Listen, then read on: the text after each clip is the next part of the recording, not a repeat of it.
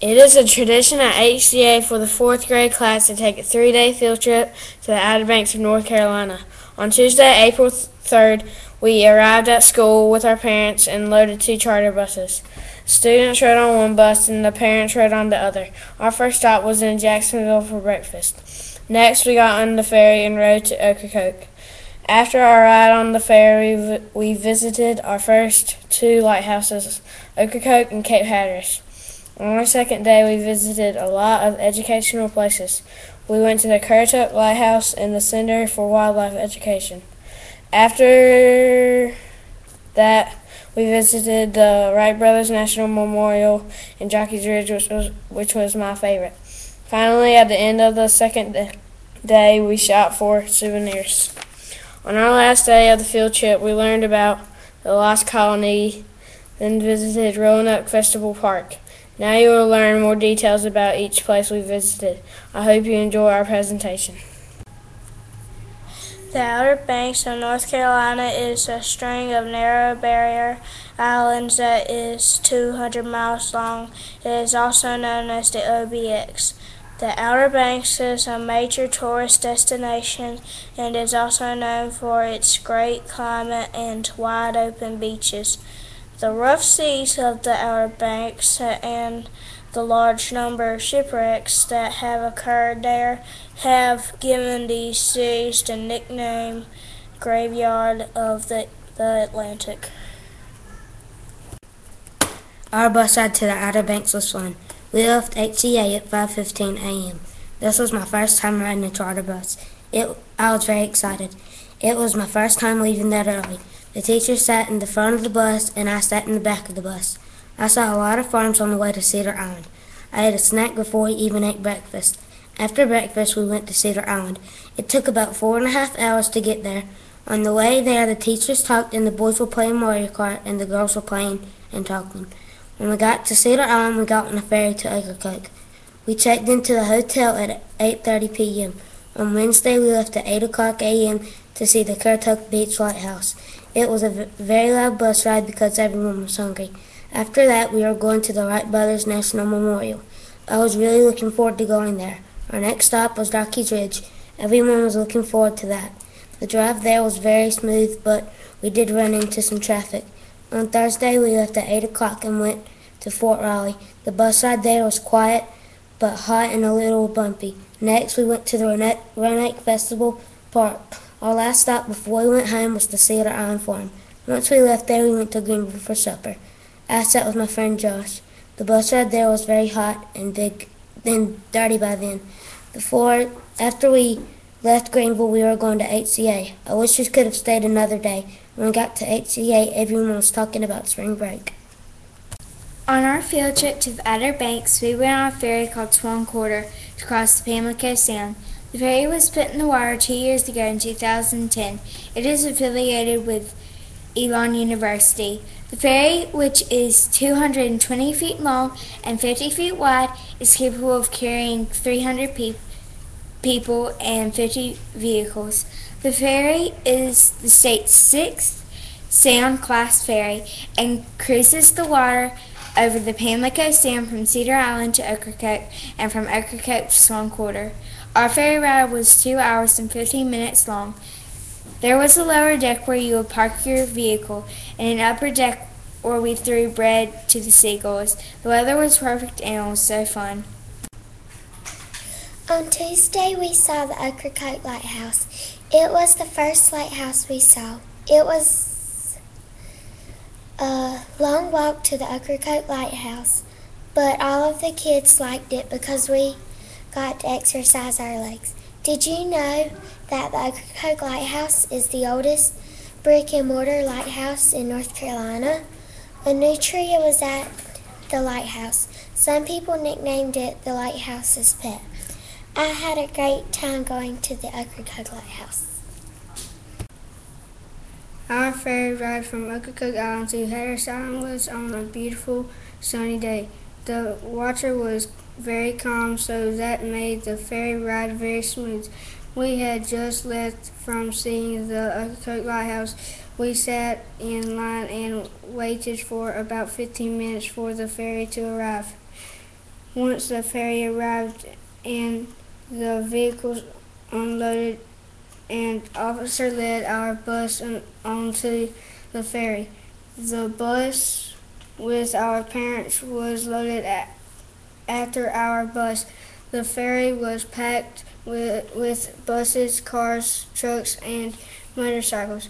Soon we were on our way for a 35-minute ride across the Pamlico Sound. We were not allowed off the bus, so my friends and I played games together. We could see Hatteras Island from our seats. The houses and buildings looked very tiny from a distance. About halfway there, we met a ferry heading towards Ocracoke Island. The people on the ferry were waving at us. We could see people in the water around us. On boats of all sizes, we saw buoys floating in the water to guide the boats. We also met a Coast Guard boat heading towards Ocracoke Island. The U.S. Coast Guard Motor Lifeboat Station is on Hatteras Island next to the ferry docking station. When we arrived at the Hatteras Island docking station, the officer led us off the ferry one at a time. We could see a shopping center on the left and huge houses in front of us. Once buses were unloaded, we were on our way to visit Cape Hatteras Lighthouse. The Bonner Bridge, better known as Highway 12, crosses Oregon Inlet south of town of Nags Head and runs through Pea Island National Wildlife Refuge to Hatteras Island. It was built by McLean Contracting Company of Baltimore. The reason why it was built is for public safety, costs, and ecological protection. The bridge was constructed in 1937, and the cost was $683 million on the short side and $425 million on the long side. The bridge was named after Herbert Covington Bonner, and a U.S. congressman from North Carolina. The bridge was replaced twice. In October 1990, a dredge collided with the bridge caused by a storm. Also, in October 26, 2009, the bridge was struck by some debris from an Atlantic storm. This caused some of the bridge to collapse. Our 4th grade class went to visit the Cape Hatteras Lighthouse on Tuesday. The Cape Hatteras Lighthouse is the tallest brick lighthouse in North America. It is 208 feet tall, and there are 268 steps to reach the light. At the lighthouse, we had a program. It was mostly about sea turtles. We learned that only 1 out of 1,000 baby turtles make it to the ocean. Some babies are eaten by seagulls or crabs. They also can get confused by flashlights, campfires, and lights around houses. These lights can cause them to go into the wrong direction when they actually are supposed to be following the moon. The ranger suggested to be careful about turning off the lights when you are not using them. She also talked about how the baby sea turtle can get trapped if he runs into a sandcastle. So people should always knock down their sandcastles and fill up their holes before they leave the beach. Sea turtles also really like to eat jellyfish, and if someone throws a plastic bag on the beach or in the ocean, they might think it's a jellyfish and try to eat it, and this can make them sick. So people should always be careful not to litter when they visit the ocean. The ranger also talked about how they moved the lighthouse 2,870 feet from one site to another site. They moved it only 5 feet at a time. It was moved so slowly it did not even look like it was moving. They moved it by pushing and rolling beams. They had to move the lighthouse away from the beach because the water was getting too close. The old side of the lighthouse has a circle of stones that was the foundation of the lighthouse. The names of the lighthouse keepers are engraved in the stones. I think everyone enjoyed going to the Cape Hatteras Lighthouse. Cape Hatteras was the second lighthouse we visited on our trip. The Cape Hatteras Lighthouse is nicknamed the Big Barber Pole, and it is the tallest brick lighthouse in America. Because of the beach erosion, it was moved 2,900 feet to its new location in 1999. First, we went to see the old site where the lighthouse was before it was moved. There we saw the old stones that marked the site where the lighthouse stood. Then we walked the path that the lighthouse was moved on. We went to the pavilion for a ranger presentation. The ranger presentation was about sea turtles. It was really neat. After the presentation, we went to the lighthouse. The lighthouse was closed at the time, so we could not go in it. We could only explore the outside and the base of the lighthouse. It was so tall and beautiful. Our whole class gathered on the steps of the lighthouse for a group picture before we left. After visiting Cape Hatteras Lighthouse, we moved on to see Body Island Lighthouse. Body Island, originally spelled B-O-D-Y, is named after the family who owned the land. However, folklore would have it that the name was a result of the many shipwrecked bodies that washed ashore. The Body Island Lighthouse is 165 feet tall and is painted with white and black stripes. It is actually the third attempt to eliminate the coast between Cape Hatteras and Currituck Beach. The first structure was a 54-foot tower that had to be abandoned after 2 years. In addition, the second lighthouse was 80 feet tall and was blown up in 1861. During the Civil War, finally in 1872, the Body Island Lighthouse took its stand. It was desperately needed to help out southbound ships fit their positions for navigating the menacing Cape.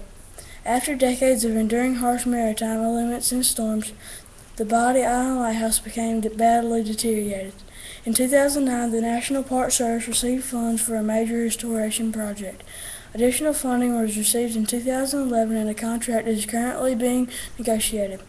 Work was to begin in spring and it was closed during our visit. Once completed, the National Park Service anticipates that the lighthouse will be open to the public for climbing. This beautiful structure, listed in the National Register of Historic Places, is a favorite of the park visitors. Preservation of the Body Island Lighthouse is a top priority for the park. Currently, the Keeper's Duplex now serves as a visitor center, housing a great bookstore and beautiful displays about the lighthouse. I really enjoy seeing the lighthouse and can't wait to get back and climb it. On our trip to the Outer Banks, we stayed at the Hilton Garden Inn in Kitty Hawk, NC. It is located on the coast of the Atlantic Ocean. It has 180 guest rooms across 5 floors. In the lobby, it had 4 fish tanks, 2 waiting areas, and a fireplace. The guest attendants were so nice. My mama and I stayed on the 3rd floor, and we had a beautiful view of the ocean from our balcony. We had 2 beds and a flat-screen TV. What I liked best about our room was the balcony. The guest attendants delivered the daily newspaper to your door. They made up your bed every morning. I liked the peepholes in the door, and the bed slept really good. Each morning we went down to the breakfast bar. There was cinnamon rolls, sausage, bacon, eggs, grits, fruit, toast, and orange juice, apple juice, and milk. My favorite foods were the sausage and bacon. After breakfast, my mama and I walked out to the pier and beach after breakfast. It was so windy, it literally almost blew me down. It was cold too. It was a lot of fun. I'm so glad our school let us go on the Outer Banks trip. My mama and I had a wonderful time. I loved it. On our Outer Banks trip, we had devotion at night. We had the devotion in a hotel hallway. There were 2 people leading devotion on the first night. Mary Lila Blackburn read the devotion, and Joshua Barber said a prayer at the end. The name of the devotion was called A Rocky Rescue. The devotion was a story about a girl and her horse.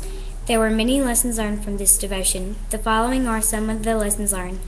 Talk to God when you need His help, knowing that you are not alone. God is always with you. keep your feet from taking you to trouble or sin. Sinning is a bad thing to do. You can talk to God about anything, anytime, and anywhere. You can have a relationship with God even though you can't see Him. During the devotion, everybody was being quiet and paying close attention to what Mary Lila had to say, and they were respectful during Joshua's prayer. Before Joshua prayed, he asked if anybody had any prayer request. It was a special time having devotion with my class on the Outer Banks trip. On the second day of our trip, we went to visit the Currituck Lighthouse. Let me tell you a few facts about the lighthouse. The lighthouse has 214 steps. It is 162 feet to the top of the roof, and the base of the lighthouse is 6 feet thick. The base is thick so the lighthouse could withstand the force of a hurricane. It was built with approximately 1 million bricks. Red bricks were used in the construction of the lighthouse so sailors could distinguish the Currituck Beach Lighthouse from any other lighthouse along the shoreline. The bricks remain unpainted. It took almost 2 years to build the Currituck Lighthouse. When we went to Currituck Lighthouse, we saw a big house at the lighthouse called the Keeper's House. We learned that 2 keepers and their families shared a house, and as many as 24 people lived in it at one time. When the lighthouse was automated in 1930, the lighthouse keepers were no longer needed. We saw cisterns on either end of the lighthouse on the house that stored rainwater for the keepers. The lighthouse still works today. The tower light automatically goes on and stays on between dusk and dawn. The original source of the light was a mineral oil lamp, but now they run it with a 1,000-watt light bulb. The pattern of the warning light is 3 seconds on and 17 seconds off. The light can be seen for 18 nautical miles, or about 21 land miles out to sea. The Currituck Lighthouse was my favorite lighthouse because of its surroundings. When you get to the top, there is an amazing view. We had a great time at the lighthouse. It is fun to look at the ocean from the top of the lighthouse. When you were on the top, you could see for miles. I think the scariest part was going down the lighthouse. Going up the lighthouse was not as bad as going down, but some of my friends think going up was the scary part. I was very sad when I had to leave. It was really fun to climb to the top of the Currituck Lighthouse. The Ranger presentation at the Wright Brothers Memorial was inside a building that had a small bookstore and a room with a large model airplane. The model airplane was the same size as the actual plane that the Wright brothers built, an exact replica. The Ranger showed us a tiny model of the plane too. I learned that the Wright brothers first began working on a printing press and then opened their own bicycle repair shop. They even designed and manufactured their own brand of bicycle. I learned that they got inspired by a little toy that you twisted and it flew in the air. A similar toy to the one that the Wright brothers played with was for sale in the bookstore. Almost everybody in the class bought that toy. Everyone had fun there and learned a lot of interesting facts about the Wright brothers. I wish I could have been there on the day of that first flight. This year on our 4th grade Outer Banks trip, we visited the Wright Brothers Memorial at Kitty Hawk. The brothers' names were Wilbur and Orville Wright. They built the first airplane. We started at the museum. They had 2 model replicas of the airplanes that the Wright brothers built. Next, we went to the First Flight Pavilion and saw a movie on the Wright brothers called Kitty Hawk. The movie was about how they started making the airplane. After watching the movie, we all got back on the bus and drove to Kill Devil Hill to see the Wright brothers monument. The monument is 60 feet tall. We had to climb a large sand dune to get to the monument. The monument marks the spot where they tested the glider airplane. The airplane was called the Flyer. Wilbur Wright died on May 30th, 1912 because of typhoid fever. Orville died on January 30th, 1948, and he lived to see the airplane fly as a form of transportation. Today, the Wright brothers are known as the pioneers of the airplane industry. On Wednesday, we went to Jockey's Ridge. A ranger met us. She told us about what lived there, like snakes, lizards, and other animals and insects. How do you think Jockey's Ridge came to be the largest sand dune in North Carolina? It became like that because each year the wind blew in a bunch of sand. Eventually it became to what we know as Jockey's Ridge. As it storms, when lightning hits the big dune, it makes a shape like a lightning bolt, rising at least 110 feet tall. Here are some things that you shouldn't do when you visit Jockey's Ridge. Don't throw sand at each other because it might get in your eyes, and it is hard for some people to get it out of their eyes. Don't keep your shoes on, always take them off.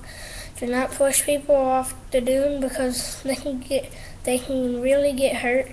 And always remember one thing, have fun at Jockey's Ridge.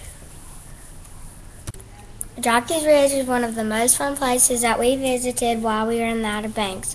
All of the fourth graders were excited when we finally got there. Jockey's Ridge is a state park in the Outer Banks. One of the fun things to do was roll down the huge sand hills. Jockey's Ridge is a very sandy place and very fun too. The sand temperatures can get up to 30 degrees higher than the air temperature. The sand is mostly quartz rock, which came from the mountain millions of years ago. These are the highest sand dunes on the East Coast, about 90 feet tall. It is completely natural, not man-made. The dunes don't blow away because the northeast and southeast winds blow the sand back and forth. Jockey's Ridge has about 6 million dump truck loads of sand on its 420 plus acres. They have animals at Jockey's Ridge that leave tracks in the sand. Some of these animals are the white-tailed deer, opossums, eastern cottontail rabbits, great blue herons, and the antlions. Antlions dig holes through the sand to get away from the wind, rain, heat, and predators. Going to Jockey's Ridge and playing in the sand was really fun.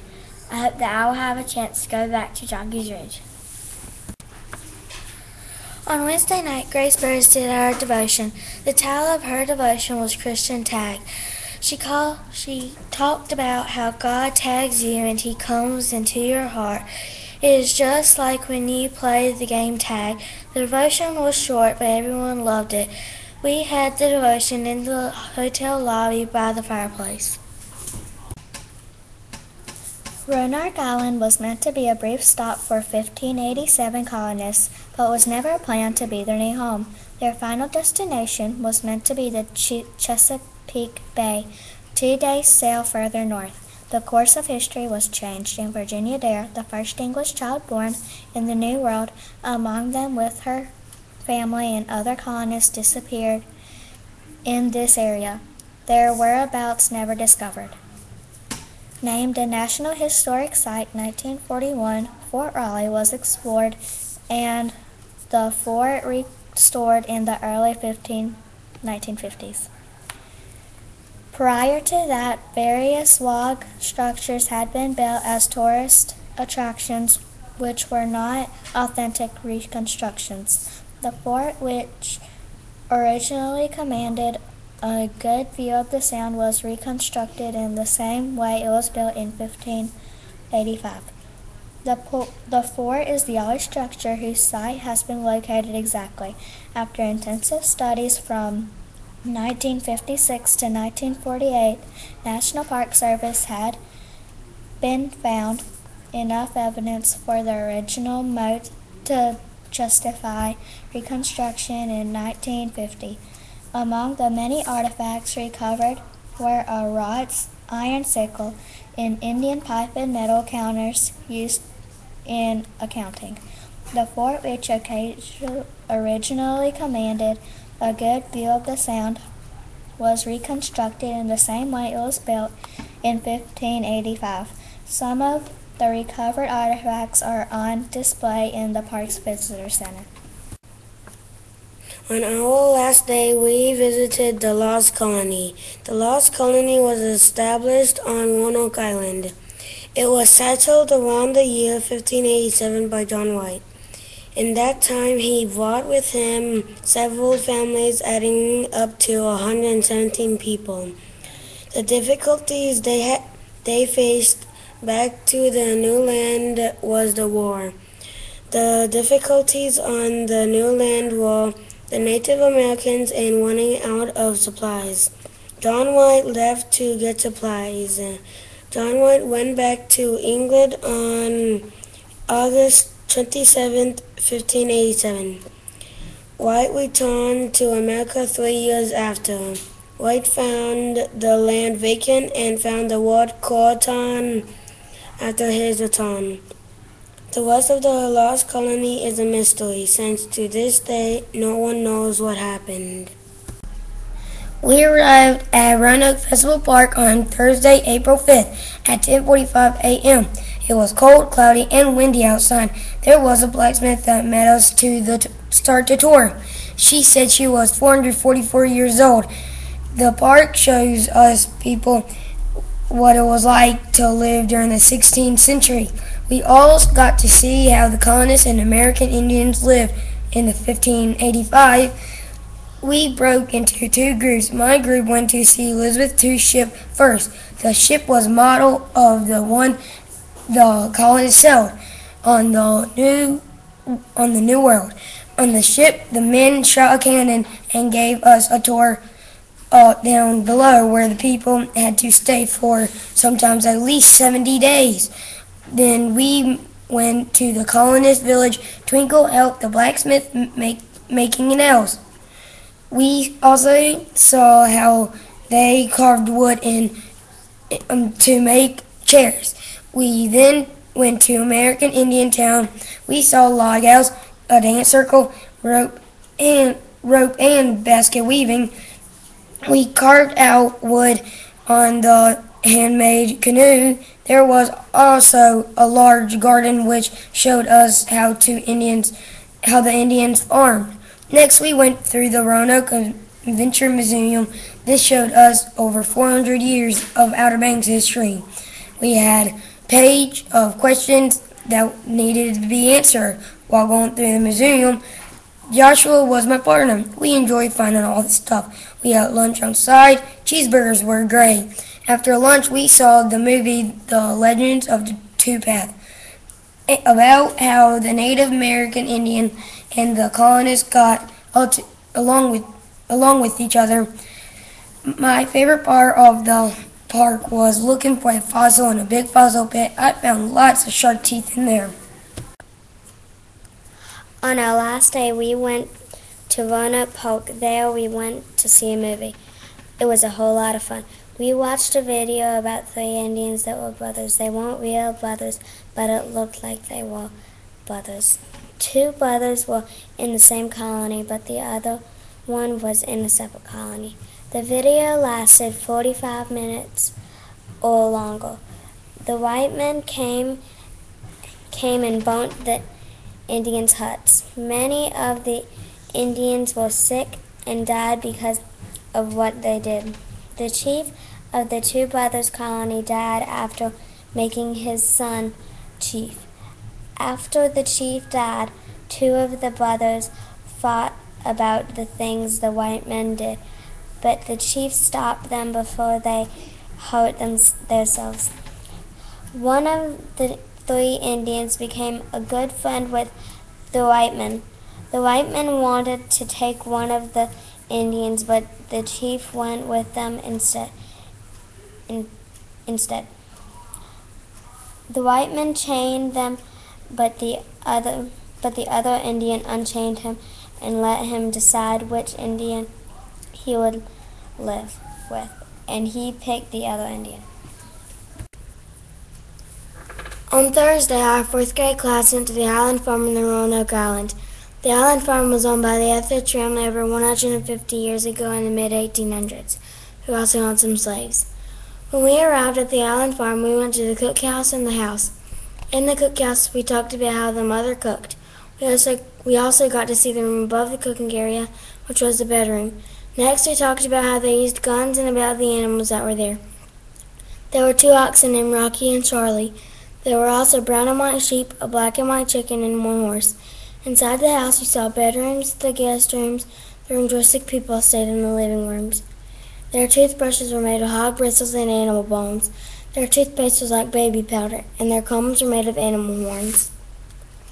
After all that fun, we had to leave. We didn't have enough time to go to the blacksmith. Thanks to Miss June, our parents, the bus driver, Miss Phillips, and Miss Thomas, we had the best time. Let me tell you about the places that we ate on our trip. The first day we left at 5:15 a.m. We had a lot of fun on the bus. First we drove to Jacksonville to get a biscuit. Our choices were McDonald's or Burger King. Then we got on the ferry. It was an awesome time. On the ferry we also had lunch while we were on the boat. We got off the ferry after that to drive to get on the other ferry. When we got off, we went to go take pictures of the lighthouse. When we were done with that, we went to Western Sizzling. After we ate, we went to check in at the hotel. The next morning, we went downstairs to eat breakfast. They had a giant buffet. I ate lots of bacon. Then we got on the bus again and did a lot of activities. For lunch the second day, our choices were Burger King or Wendy's. I went to Burger King and got a milkshake. We did more activities after that. For dinner, we ate Kelly's seafood and I ate shrimp. Then we went back to the hotel. The next morning, we went back downstairs for breakfast. Then we got back on the bus to do some more fun activities. For lunch, we had a lot of different choices. Then for dinner, our choices were Burger King or McDonald's. I chose Burger King again. Then we left to go home. I had a great time. On Tuesday morning when we left HCA, it was about 53 degrees. Later on during the day, it got warm and sunny, and there was still a little breeze, and it turned out to be a beautiful day. On Wednesday morning, it was a little chilly. Later on, it got warmer.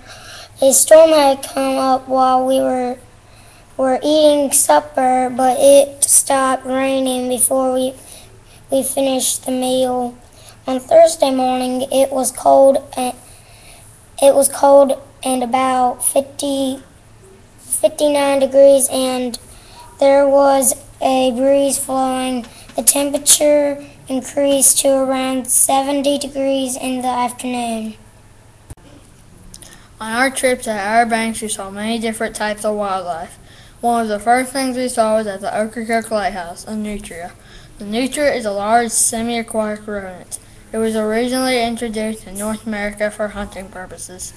Though its fur is still considered valuable in some regions, it is now considered a pest in most places for its instructive burrowing and feeding patterns. Nutria have been on Ocracoke Island for generations. When I first saw it, I thought it was a muskrat, but after doing some research, I found out it was a nutria. We saw other animals like squirrels, deer, and birds. We also saw a dolphin.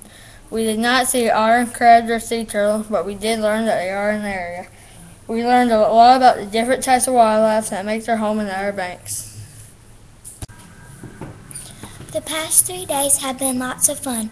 I think everyone will agree that out of all the places we visited, Jockey's Ridge was our most favorite. I hope the future classes at HCA have as much fun on their Outer Banks trip as we did.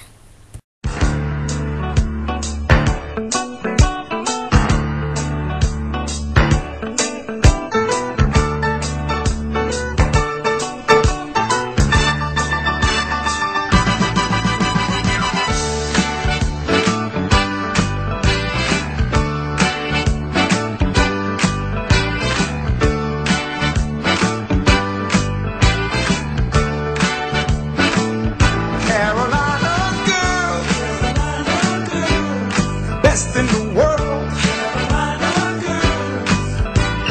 you're so fine, girl, you one of a kind. Sweet Carolina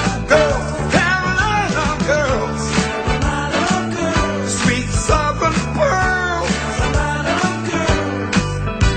You show enough tough, girl, I can't get enough of you. Sweet Carolina girl, I love the way you walk,